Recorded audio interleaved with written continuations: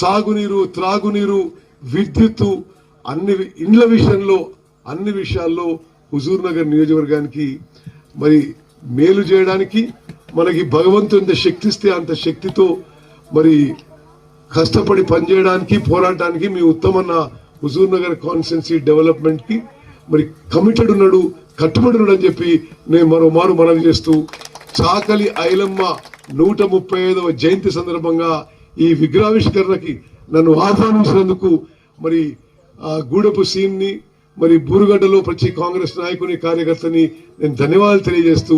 ఈ సందర్భంగా బీసీల పట్ల, వెనుకబడిన తరగతుల పట్ల కాంగ్రెస్ పార్టీ చిత్తశుద్ధితో ఉంది, కమిట్మెంట్ తో ఉంది. బీసీలకి ఎక్కువ శాతం